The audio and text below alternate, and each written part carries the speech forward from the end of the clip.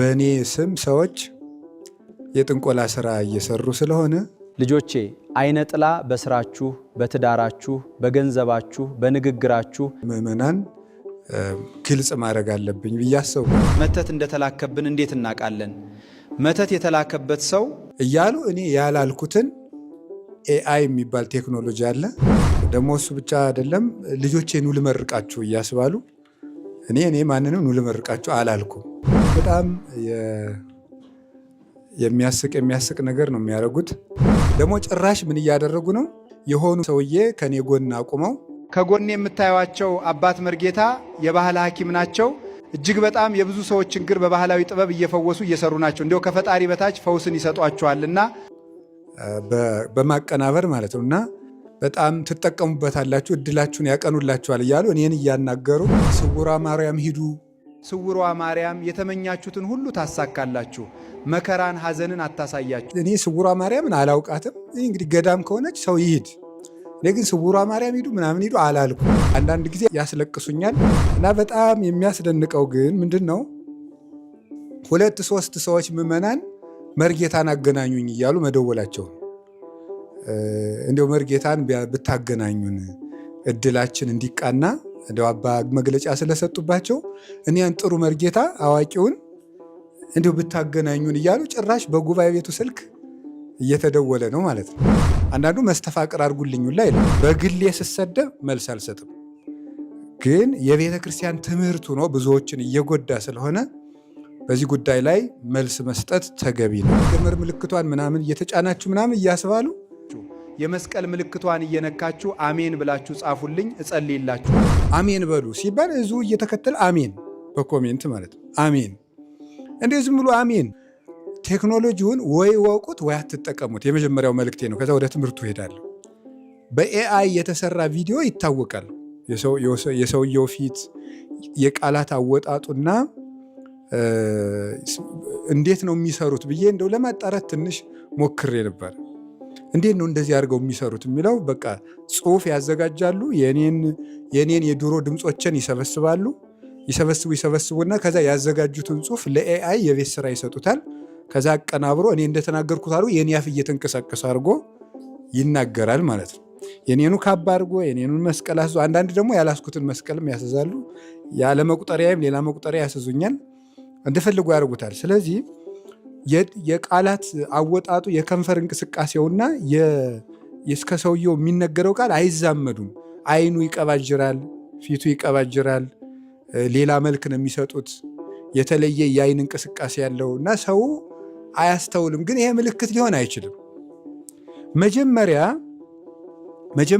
እንዲህ ያለ ትምህርት ሲሰጥ እገሌ ሁልጊዜ በሚያስተምረው አንድ መምህር እንዲህ ብሏል ተብሎ በሚዲያ ሲነገር ሁልጊዜ የሚያስተምረውን ትምህርት መቃኘት ያስፈልጋል። ሁልጊዜ ምን ብሎ አስተምረዋል፣ ይሄ ሰውዬ እንዲህ ያለ ትምህርት አስተምሮ ያውቃል ማለት ያስፈልጋል። እና ዝም ብሎ አሜን አሜን እንዲህ ያላችሁ ለካ የዋሆች ናችሁ አለ ቅዱስ ጳውሎስ። እንዲህ ያላችሁ ደጎች ናችሁ። እንዲሁ ማን ነው እንደዚህ ሞኝ አዚም ያደረገባችሁ እውነትን እንዳታስተውሉ ብሏልና አስተዋይ መሆን ያስፈልጋል። አስተውሎ እስቲ ቆይ ይሄ የቤተ ክርስቲያናችን ትምህርት ነው ወይ? እድል የሚባል ነገር ምንድን ነው? እና ይህ ምንድን ነው? ነፃ ፈቃድ ምንድን ነው? እና የአጋንንት ስልጣን እስከምን ድረስ ነው የሚለውን በደንብ እናያለን። አሁን አንድ ሀሳብ ልንገራችሁ። አንድ ጊዜ አንድ ሰው እንዲህ ያለ፣ ስሙን መጥቀስ አያስፈልገኝም፣ አንድ ሚዲያ ላይ ነው ወጥቶ እንዲህ ያለው 90% የኢትዮጵያ ሕዝብ አጋንንት አለበት አለ። ኧረ በስላሴ በጣም ነው የሚገርመው።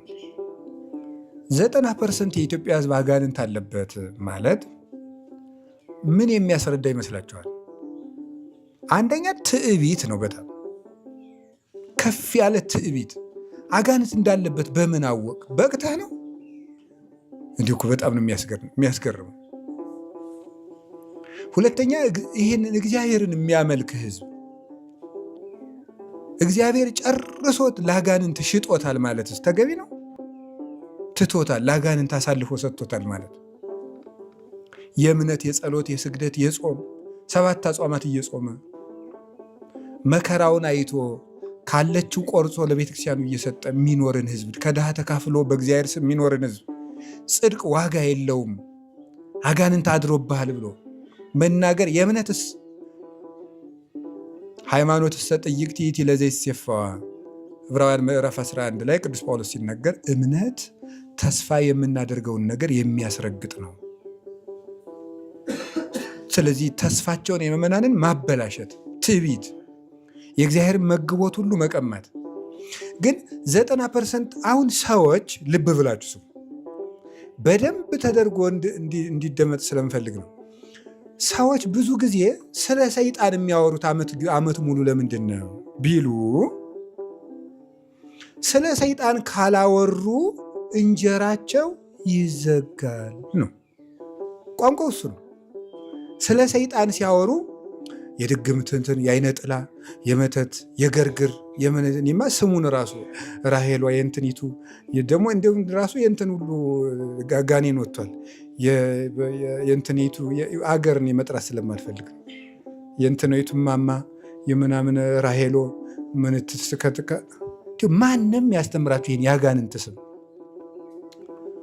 እነሱ ይሆናሉ እንጂ አጋንንት ማን ያስተምራል? እኔ አጋንንት ስም በመጣፍ ተጥፎ አልተማርንም። በነቢያትም በሐዋርያትም የተነገረን አለ። እነ ሌጊዮን፣ እነ ጋርድኤል፣ እነ ሳጥናኤል የተነገሩ አሉ።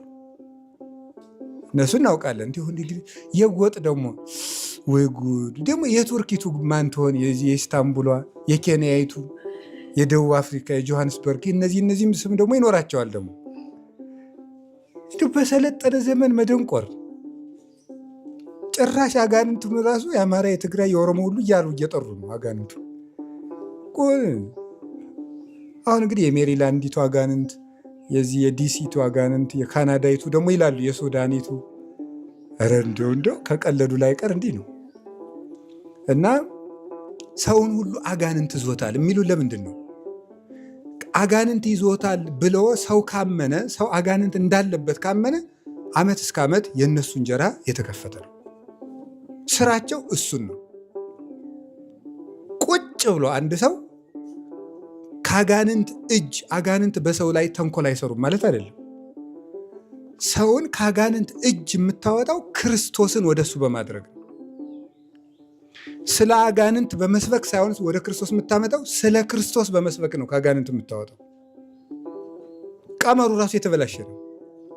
ንሕነሰ ንሰብክ ክርስቶስ ዘተሰቅለ፣ እኛ ግን የተሰቀለውን ክርስቶስን እንሰብካለን። ክርስቶስን ስንሰብክ ነው አጋንንት የሚጠፉት እንጂ ስለ አጋንንት ተንኮል በማስረዳት አይደለም አጋንንት የሚጠፉት። መጽሐፍ ቅዱሱን ይዩት። ስለ አጋንንት የተነገረው ጥቂት ቦታ ነው። ስለ ሕይወት ነው የተነገረው ብዙ። የአጋንንትን ተንኮል ጌታም ነግሮናል። ቅዱስ ጳውሎስም አስተምሮናል። መጽሐፈ መነኮሳት ላይ እልፍ ነው ያለ የአጋንንት ውጊያ። በቅዱሳን ገድል ላይ የአጋንንት ውጊያ በደንብ ተጽፏል። ግን ሕይወትን አቡነ ተክለ ሃይማኖት ኢትዮጵያን እየዞሩ ለጣዖት አምላኪዎች ሲያስተምሩ ጋኔን ማለት እንዲህ ነው አይደለም ያሉ። ክርስቶስን ይይዛሉ፣ የአጋንንቱን ተንኮል አንድ ጊዜ ይገልጣሉ። በቃ ስለዚህ የቤተ ክርስቲያኒቱ አስተምሮ ጋኔን ተኮር ሳይሆን ክርስቶስ ተኮር ነው። እድል የሚባል ትምህርት በቤተ ክርስቲያን አለ ወይ? የመጀመሪያው ጥያቄ። ጥያቄ አንድ እድል የሚባል ትምህርት እኔ አሁን አንዳንድ ሰው ስሙታላችሁ አይደል?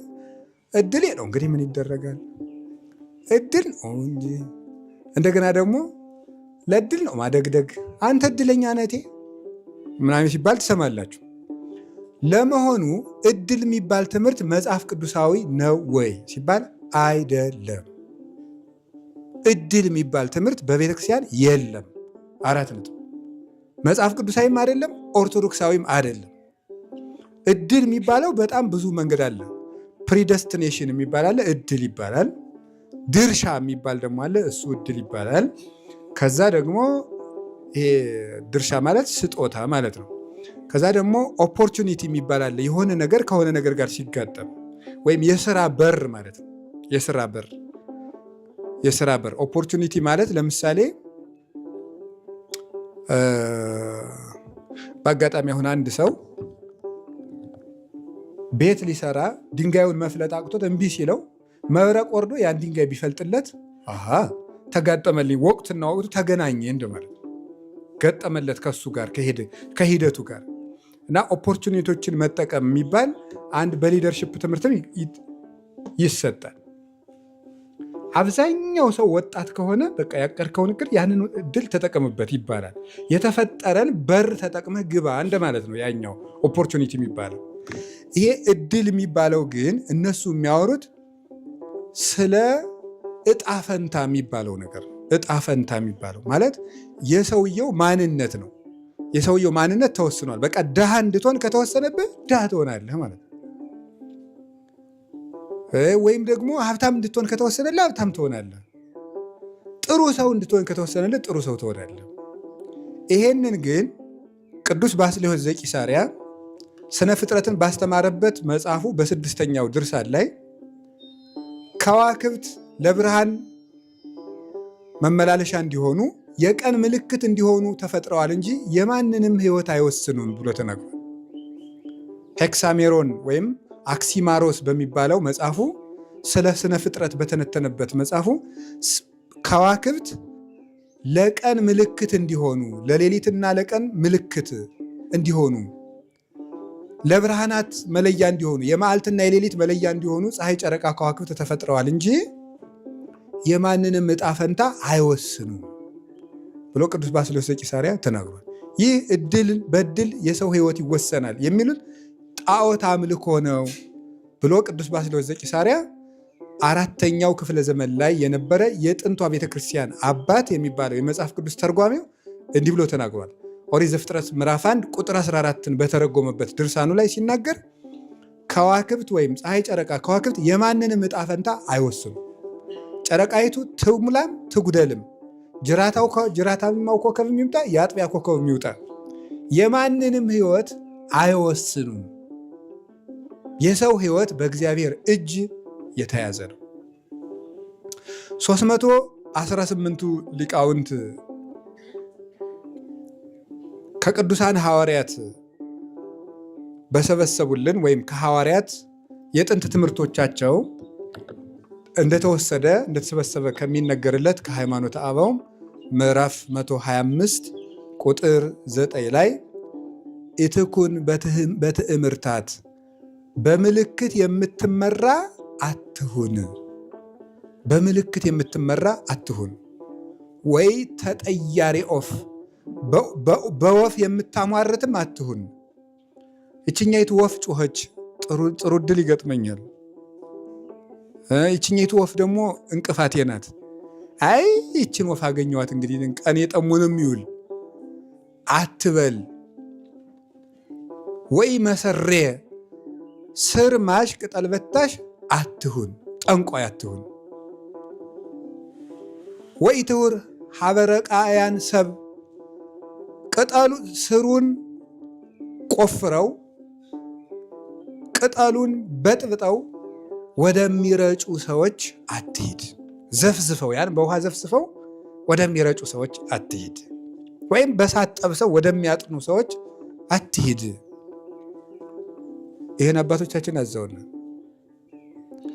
ወይ ሐራየ ዕለታት ኢ ሐራየ ሰዓታት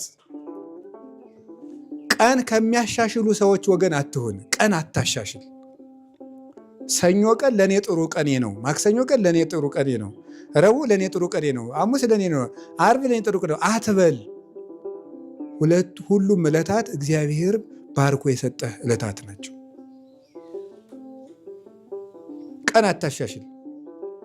ረቡዕ ቀን ስወጣ አይቀናኝም፣ ሐሙስ ይቀናኛል የሚባል ነገር የለም። የቀን መልካም የለም። ክፉ ቀን የሚባለው የሰዎችን ክፋት ለመግለጥ ነው።